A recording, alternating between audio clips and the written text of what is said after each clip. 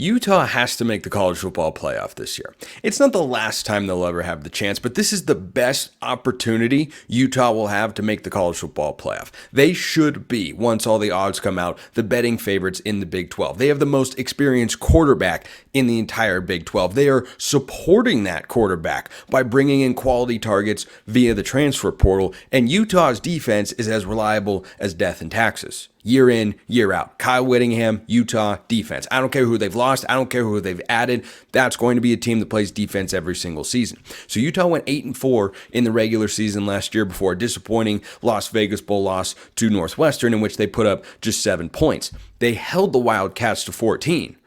The defense didn't falter in that particular game. The offense did. The offense that once again is going to be led by Cam Rising, that is going to have Carson Ryan coming over from UCLA. That's a 4-star tight end transfer. They've got Tayshaun Lyons, the wide receiver, coming in from Washington. Dorian Singer, who a couple of years ago led the Pac-12 in receiving yards whilst at Arizona. You have all of the pieces. Everything is there. And the Big 12 right now is as vulnerable as it is going to be because the teams that came up from the G5 ranks, BYU, Houston, UCF, and Cincinnati, I don't suspect that they're going to go downhill. They could level off in their production and their quality every year, but I suspect, and history tends to show you, Utah knows this, going back to their Mountain West to Pac-12 transition, you go on an upward trajectory as you get acclimated to the Group of 5 level, and you win more games against quality teams, able to bring in better players, etc., etc. So the Big 12 this year is going to have Utah as the favorite. Arizona is one of the teams that everyone's looking to be one of the favorites. They've had a couple of key transfer portal departures, all conference caliber guys, one of whom, a defensive back, could very well be headed up to Washington to join Jedd Fisch. But there's a new coaching staff down in Tucson, and I like Arizona. If you have Noah Fafita and Tetairoa McMillan, there are a lot of solid pieces there. But there are also some notable departures from that team that went 10-3 a season ago. And if you're asking me who's had the better offseason so far in terms of adding rather than subtracting talent to the roster, the answer is Utah. And I think Arizona has done some nice things, but I think that Utah has done a great job. They've got a seventh-year quarterback who is, at worst, when healthy, the third best quarterback in the Big 12. So when you look at where this league is at, a couple teams are still kind of in that, hybrid G5. I mean, the 4 newcomers, only one of them made a bowl game last year, and UCF lost their bowl game. Not a single one finished with a winning record. They could be poised for a jump in year 2, any one of them, but multiple? It seems kind of unlikely at this point in time. Colorado is being wildly undervalued in the betting markets with a win total of 4.5. But are they ready to be a 9-10 conference contending winning team? Vegas tends to know things we don't. Doesn't mean Vegas is always right. Arizona last year had a win total of 4.5. They were in the running to make the Pac-12 championship game, ultimately came up just 1 game short. But that's a pretty difficult thing to obtain.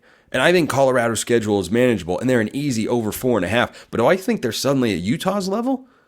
I think they might have a higher level player at quarterback in Shedeur Sanders. To me, that's the best quarterback in the Big 12. But the next one is, it's between Cam Rising and Jalen Daniels. And Cam Rising is a guy who the last 2 years that he has been healthy in college football won a Pac-12 championship, played in the Rose Bowl. And that was a conference that is better than what the Big 12 has now.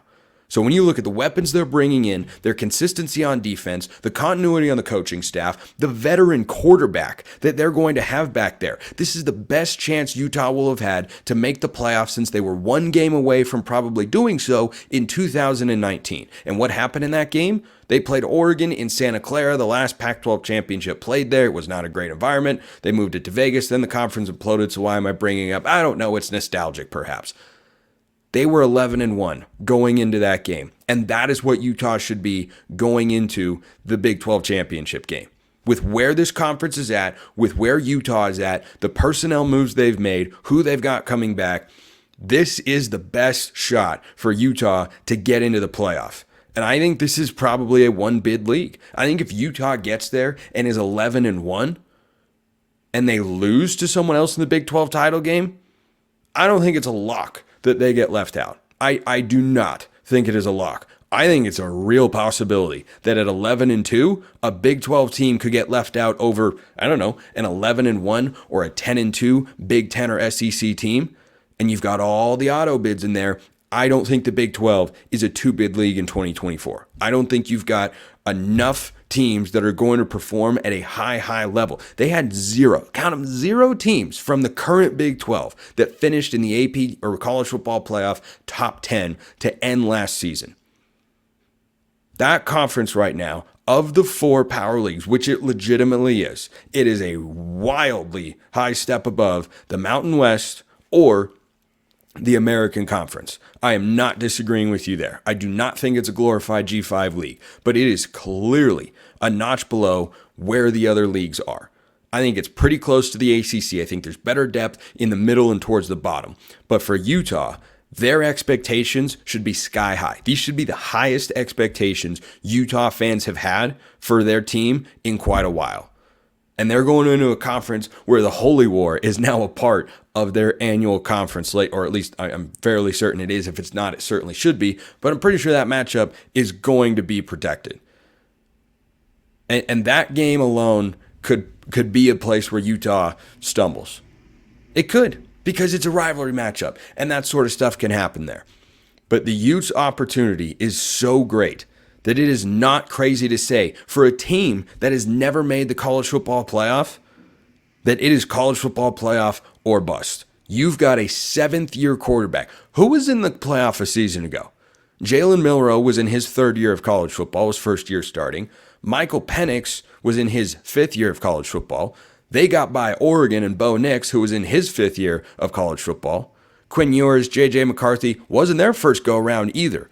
You've got the most veteran quarterback you could possibly have, and all the other pieces and the schedule, everything lines up for Utah to get into the playoff. And if they don't get there, that is a disappointing season for the Utes. Appreciate everyone listening. I will see you next time, and until then, hope you have a wonderful rest of your day.